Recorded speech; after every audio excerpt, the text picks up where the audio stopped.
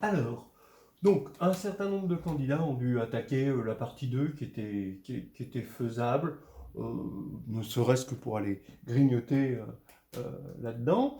A était un anneau principal. Voilà, bon, on voit. Bon, on travaillait sur Z jusqu'à présent. Là, on travaille sur un anneau principal, mais on voyait peut-être pas en quoi on s'en était servi. Mais bon. Euh, et infini, ça on voit, hein, que dès que l'anneau n'est plus infini, il y a des accidents parce qu'il n'y a pas assez il n'y a pas assez d'éléments pour faire ce qu'on veut. Et du coup, il y a des polynômes annulateurs qui viennent se rajouter, qui ne sont pas forcément. On l'a vu sur un petit corps K déjà. Alors sur un anneau, ça doit être encore pire. Je vous rappelle qu'un anneau principal, c'est intègre, et donc il s'injecte dans son corps de fraction K. Et on pose IN égale, bon, on rajoute 0, hein, mais en gros, c'est l'ensemble des alphas dans K, tel que on a un P de ant n de A. Alors, ant n de A, je vous rappelle que ce sont les polynômes de degré inférieur ou égal à n qui évaluent A sur A, hein, et dont le coefficient principal est alpha. Voilà. D'accord. Donc on voit bien, par exemple, qu'on avait Hn dans le coefficient principal, c'était 1 sur factoriel n. Hein, d'accord. Donc ici, 1 sur factoriel n serait dans In. Donc première question, soit AI des éléments de A, I de 0 à n, d'accord. Et il faut montrer que D, c'est-à-dire ce grand produit-là, dont on a vu que c'était un certain déterminant de Vandermonde, quand on le multiplie par P, pour tout P dans ant n de A, et de, je ne veux pas le mettre, je veux prendre de degré inférieur ou égal à n, quel que soit P dans ant n de A, il faut montrer que dp est dans A de x. Je vous rappelle que ça, c'est a priori dans K de x. Voilà. Alors on pose P égale somme de I égale 0 à n de SI xi. Je vais nous donner une indication d'utiliser le petit 2. Bon, donc on va utiliser cette formule-là. Bon, les notations pas super cohérentes quand même, parce que là tout d'un coup on se retrouve à échanger des notations. Bon, ok, mais on fait avec. Alors ici, on regarde cette matrice-là. D'accord. Donc c'est la matrice de Vandermonde des AI. Bon.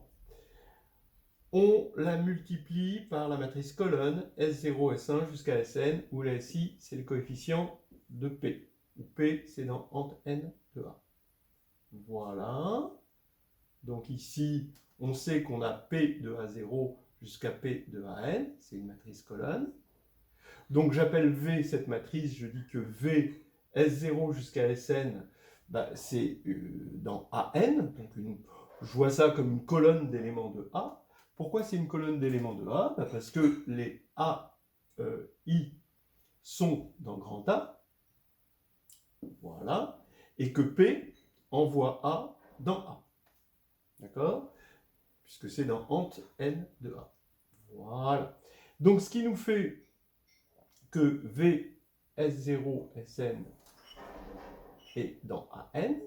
Maintenant, je vais multiplier par la transposée de la comatrice de V, ici, à gauche, et je vais avoir que la transposée, comme la transposée de la comatrice de V est dans Mn plus 1 de A, c'est une matrice à coefficient dans A. Pourquoi? Parce que c'est juste des mineurs d'éléments de V, et les éléments de V sont tous dans le grand A. Donc là, quand je vais multiplier, je vais évidemment obtenir un élément de AN, puisque j'avais un élément de AN au départ, je multiplie par une matrice à coefficient dans A, bah, donc je vais avoir encore des coefficients dans A, parce que A est un anneau. Voilà. Mais quand je fais la multiplication par la transposée de la comatrice, j'ai D fois l'identité. Donc ça, c'est une formule bien connue, où D, c'est le déterminant de V. Et c'est-à-dire, on l'avait calculé, c'est ce D-là. Donc, quand je vais multiplier D, D identité, c'est l'homothétie de rapport D, donc je multiplie par D, là je suis passé en vecteur ligne, j'ai ds0 jusqu'à dsn qui appartient donc à an, et donc ça veut dire que quand je multiplie par D, tous les coefficients de P sont dans A. Donc ça veut dire que dP appartient bien à A de x. Voilà. Alors, maintenant, on attaque le 2. Il faut montrer qu'il existe un alpha n dans A non nul, tel que alpha n in, i indice n, est inclus dans A.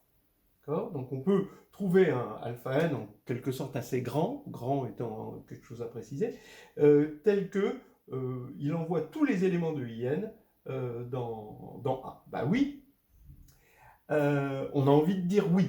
On a envie de dire, mais qu'est-ce qu'il nous raconte? C'est D, d'après ce qu'on vient de voir. Hein, c'est vraiment D.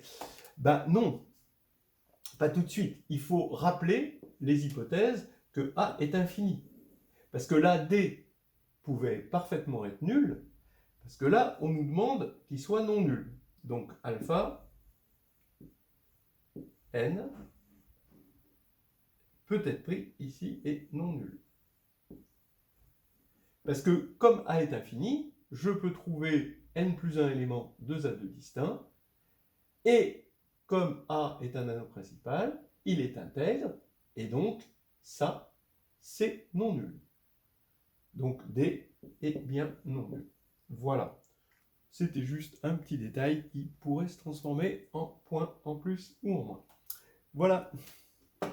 Alors, pour le petit 3, je rappelle donc que IN, c'est 0, si on a besoin de 0 pour des raisons bourbakistes ici, union, les alphas dans K, tel qu'il existe P entre N de A, donc lui, il est, a priori, il a un coefficient dans K de X et de degré inférieur ou égal à N, où P est égal à alpha xn, donc c'est le coefficient de degré n, donc pouvant être nul, hein, évidemment, mais au cas où on rajoute aussi 0. Bon.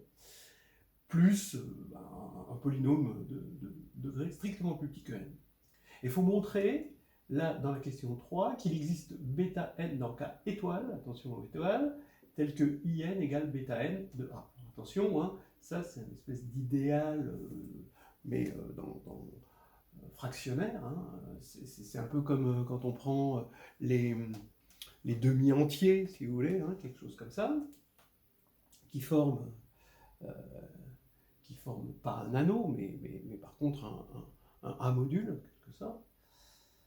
Bon, alors, on veut montrer ça.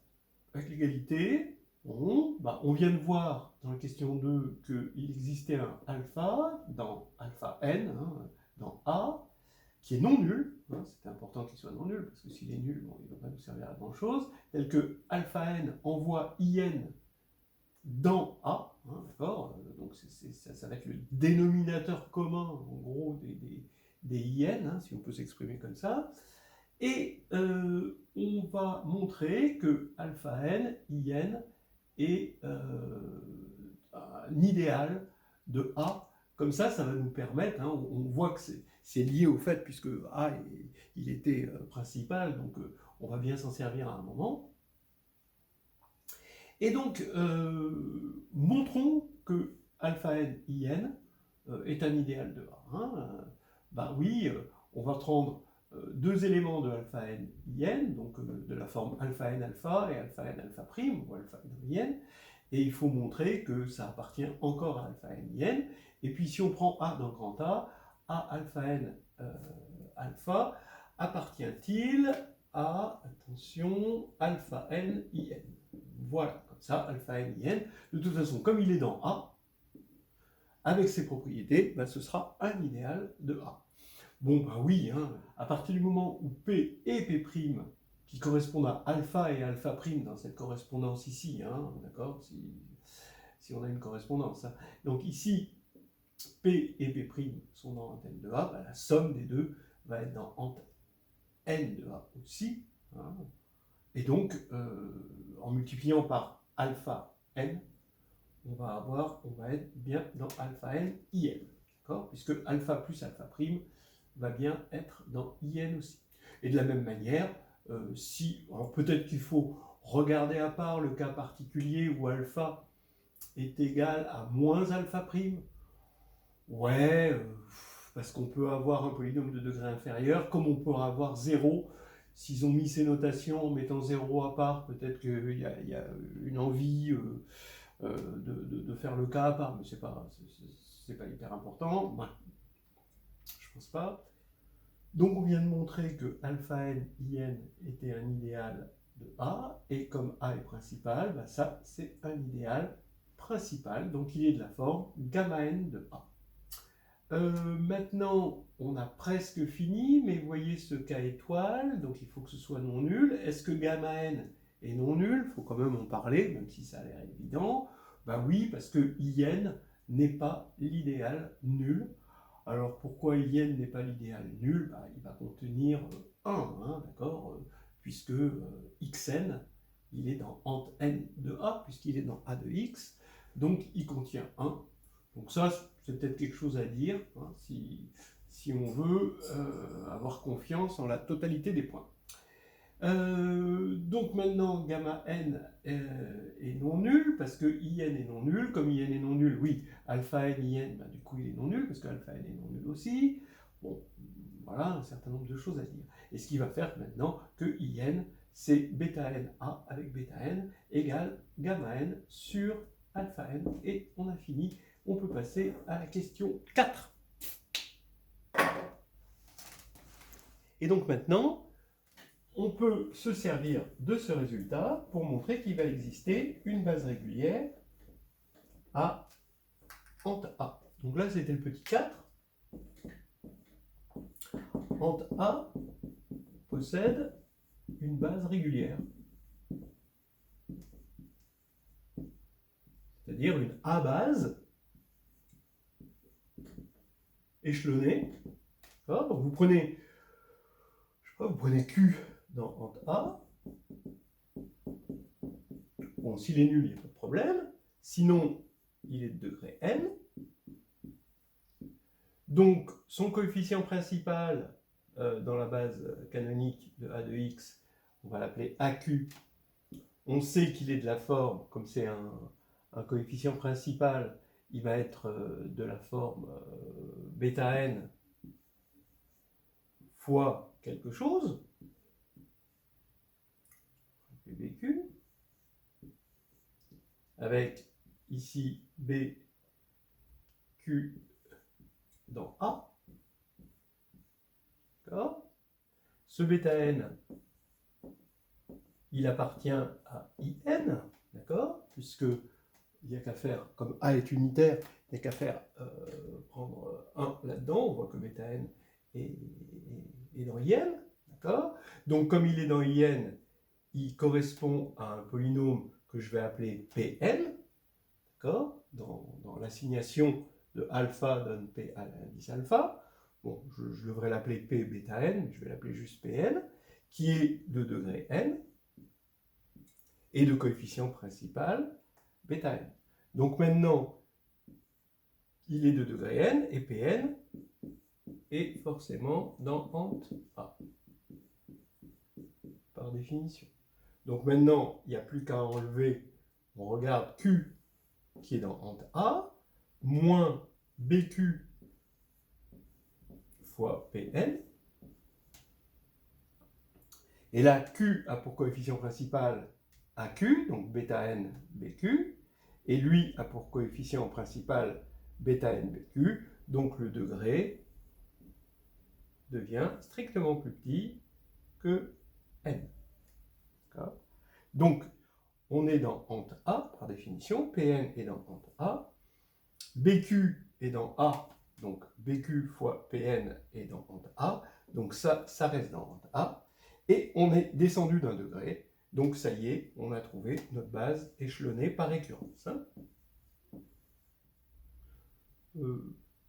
Donc vous voyez que en théorie, parce que c'est toujours le problème avec principal, c'est que ça vous donne en théorie un truc, mais pas en pratique. Ça vous donne un gamma n ici, il arrive en théorie. Comme on dit, en théorie tout va bien. Mais après, c'est dans le grand 3 qu'il y aura une façon un peu plus constructive d'obtenir des choses.